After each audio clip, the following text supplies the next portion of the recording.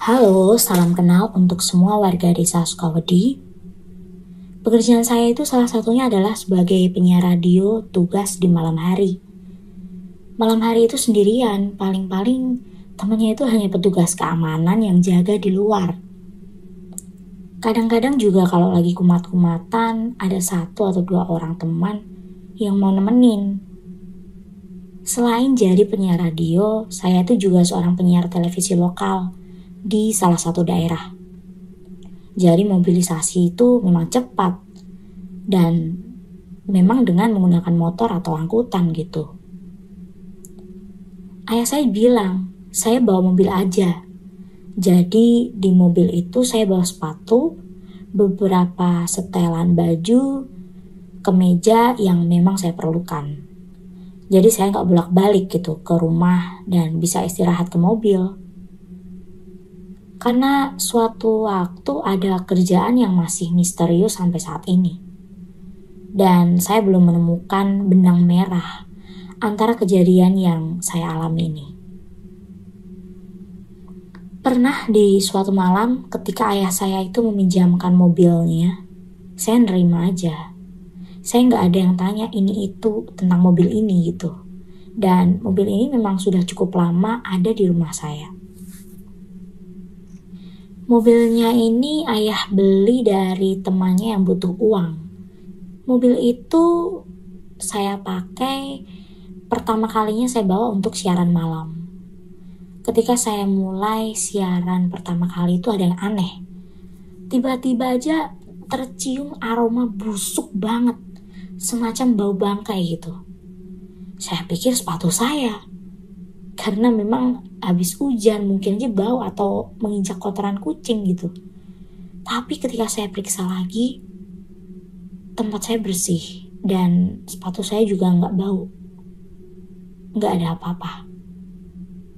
Saya tanyakan salah seorang teman saya namanya Mbak Gracia yang waktu itu juga siaran malam. Mbak nyium bau sesuatu gitu gak sih? Iya, bau bangkai, tapi setelah itu dia menunjukkan bulu-bulu di tangannya yang berdiri. Tanda ia sedang merinding. Lalu itu seketika berlalu gitu aja. Dan radio tempat saya siaran itu kan memang radio yang tua ya. Udah ada dari zaman dulu banget. Bangunannya pun masih bangunan yang lama. Tapi memang direnovasi sedikit demi sedikit saja. Dengan tidak meninggalkan dan mengubah bentuk lamanya. Jadi kesan kolonialnya tuh masih ada gitu. Ditambah lagi sekitar radio itu tuh masih banyak pohon-pohon yang besar, yang rindang. Jadi walaupun siang terkesan agak gelap. Karena gak tenang dengan bau bangkai yang semakin menusuk. Saya yang penasaran coba menghubungi petugas keamanan. Coba deh kamu periksa di sekitar mobil saya. Apakah mungkin mobil saya itu gak sengaja menabrak hewan atau gimana? Dan anehnya, petugas keamanan bilang, katanya memang di sekitar mobil saya itu sering bau bangkai gitu. Nah, pada saat itu juga langsung heboh.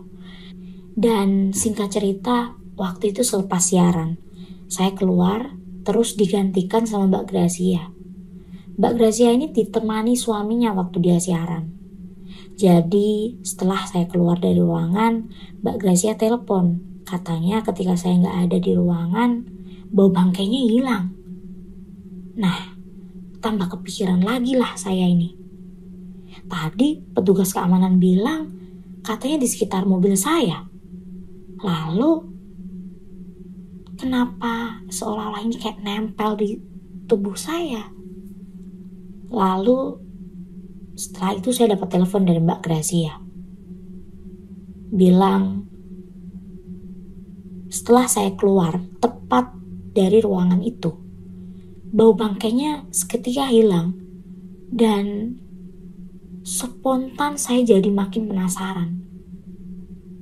Dan bertanya-tanya ada apa sebenarnya. Akhirnya, karena waktu itu saya memang benar-benar sibuk dan jadwalnya padat, seputar bau bangkai ini agak sedikit berlalu gitu aja. Saya masih tetap menggunakan mobil itu Walaupun saya sudah periksa berulang kali, gak ada sesuatu apapun yang ada di mobil ini, di sekitar ban, ataupun di bagian bawah mobil. Jadi saya bertanya-tanya, bau bangkai dari mana sih ini? Saya tetap bekerja selama beberapa hari. Saya waktu itu sedang siaran pagi di televisi lokal.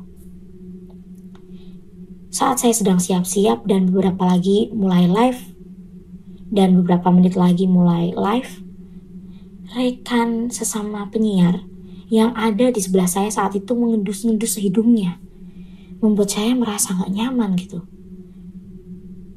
Saya tanya, namanya Regina, kenapa kamu Gina? Terus dia bilang, kok bau banget katanya. Padahal bentar lagi udah mulai live tuh. Tapi Regina malah bilang saya bau, apalagi berulang kali kan. Dia nyebut, katanya kamu bau bangkai. Pun dengan rekan-rekan lainnya, termasuk kameramen dan kru lain. Saya benar-benar gak fokus pagi itu, dan selesai itu saya langsung mandi. Saya ganti setelan, pakai minyak wangi yang banyak, terus pakai deodoran. Bahkan saya sampai sikat gigi.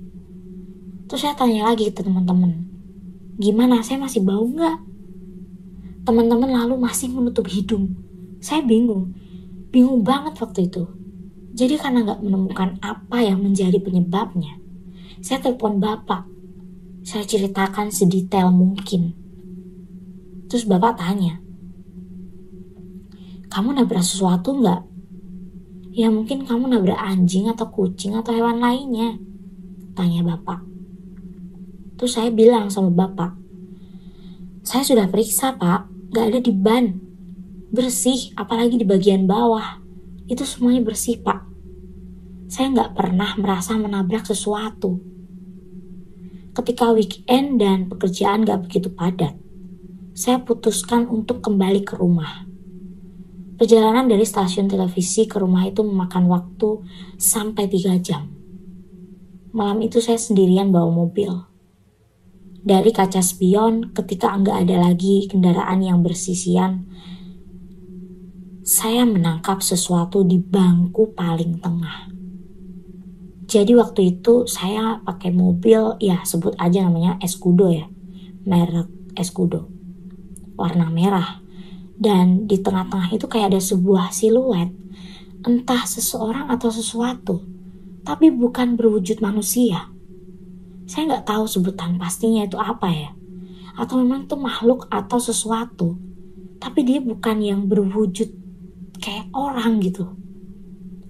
Jadi seperti setengah tubuh manusia yang nampak berlubang, seperti buah naga yang memiliki bintik-bintik hitam dan berwarna kemerahan gitu. Saya sampai bingung mau jelasin ini sebenarnya. Tapi ini cuma setengah badan ya. Karena saya takut, saya gak bisa memperhatikan dalam waktu yang cukup lama. Saya kembali melihat ke arah jalan sambil kumat kamit baca doa yang saya bisa. Saat seperti itu, perasaan saya campur aduk, takut, mual karena bau bangkai yang benar-benar busuk dan gak hilang-hilang.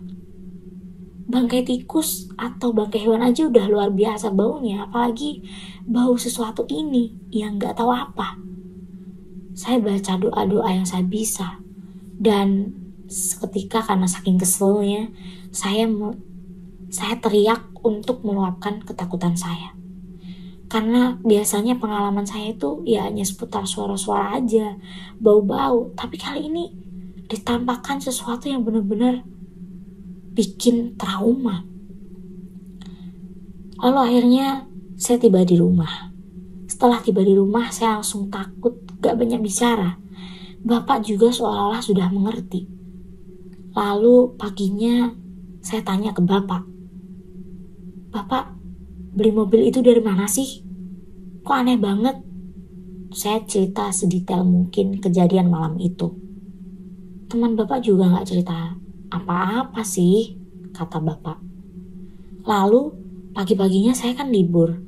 Lalu saya bongkar mobil itu sama Pade dan sama ayah saya. Benar-benar dibongkar. dan saya memeriksa bagian bawah mobil yang tertutup.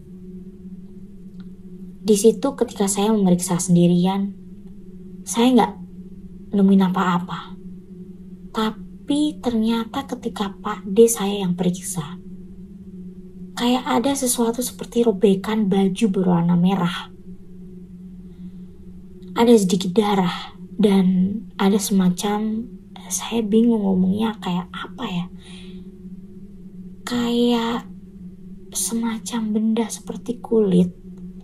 Sesuatu yang sudah sedikit mengering, tapi baunya memang benar-benar luar biasa busuk. Saya takut mau tanya ke Pak D itu apa, tapi saya penasaran juga. Jadi bisa dibilang itu mungkin mobil pernah mengalami sesuatu. Yang kami temukan itu mungkin bagian tubuh manusia. Tapi saya bilang, biasanya mobil-mobil yang pernah kecelakaan atau mobil yang sedang dalam kasus kan gak bisa dijual belikan gitu. Jadi karena memang benda itu sudah ditemukan, akhirnya ditanam sama Pak D. Dan saya gak pakai mobil itu lagi. Bapak berusaha untuk jual, tapi sampai sekarang mobil itu gak pernah laku. Saya juga gak tahu kenapa alasannya. Ya paling sekali waktu ponakan-ponakan saya itu pinjam buat keperluan mereka. Tapi gak ada yang mengalami pengalaman yang sama seperti saya. Di situ saya merasa aneh. Kadang-kadang sepupu saya itu mengembalikan mobil dalam keadaan bersih dengan bensin yang sudah diisi full. Lalu saya penasaran dan tanya-tanya, kalian punya pengalaman apa selama meminjam mobil ini? Sepupu saya gak cerita apapun. Mereka bilang katanya alhamdulillah baik-baik aja. Dan gak ada yang aneh. Mungkin gak sih mereka tuh cuma nutupin aja. Tahu, gak mau menambah beban pikiran saya dan bapak gitu. Atau mungkin aja mereka gak memiliki pengalaman apa-apa. Lalu kenapa saya yang diteror seperti itu? Apa yang bisa saya kasih? Ada gak teman-teman yang bisa kasih saya penjelasan di sini? Terima kasih. Mungkin itu aja. Kapan-kapan saya akan cerita pengalaman lainnya ketika saya siaran ya. Terima kasih. Sukses selalu. Kamu punya pengalaman horor? Kirim ceritamu ke podcast.ceritahoror@gmail.com.